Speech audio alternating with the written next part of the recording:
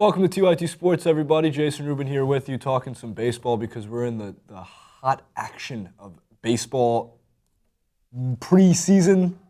No, there's really nothing going on except for the insane hot stove winter meetings that occurred, which was a blast to follow. We didn't cover it too much. That's okay because we're here for the National Baseball Hall of Fame.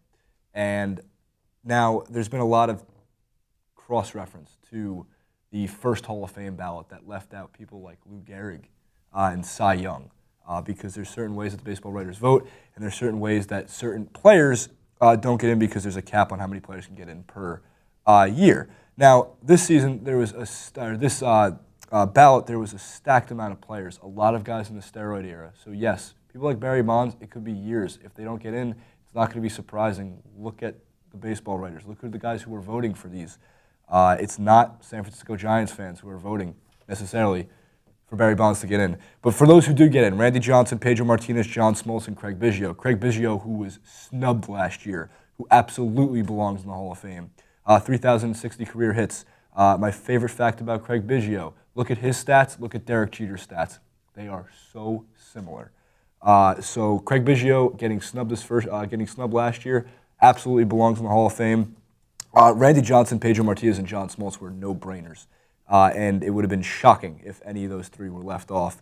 Who did get snubbed this year? Again, Mike Piazza. Yes, I'm a Mets fan. We have full disclosure on TYT Sports about that, but the best offensive hitting catcher of all time, if you are the best hitting anything at a specific position in baseball, you belong in the Hall of Fame. Very simple. He'll get in next year, though. It seems like that's the case. In terms of other guys that were on the ballot, we know Roger Clemens is there. Again, the steroid era of baseball. Just obviously is going to have a major effect going forward with the Baseball Hall of Fame. We're going to see it for years. Martinez, by the way, was a non-steroid user, to our knowledge. Not trying to say that he was. I really don't believe he was. Martinez, the three Cy Young pitcher who pitched in that steroid era. One of the most dominant for at least 6-7 year period. Randy Johnson.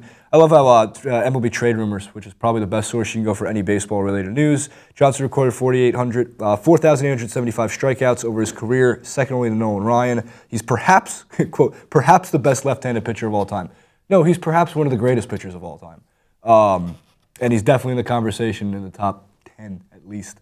Other than that, John Smoltz, 20 years of his 21 were on the Atlanta Braves alongside other Hall of Famers. Currently called, Greg Maddux, Mad Dog, amazing. And what was the other guy?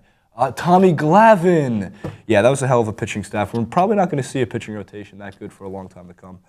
So yeah, there it is. Baseball Hall of Fame, Piazza, got screwed. That's okay. Next year he'll be in. Craig Biggio, congrats. Other than that, that's all we got. Stay tuned for more baseball news. Probably not for a long time, at least until the season starts. But we'll do our best to try to sneak in a clip here or there. Thanks for watching. Leave us your thoughts about the Baseball Hall of Fame vote this year in the comment section below, and we'll see you next time.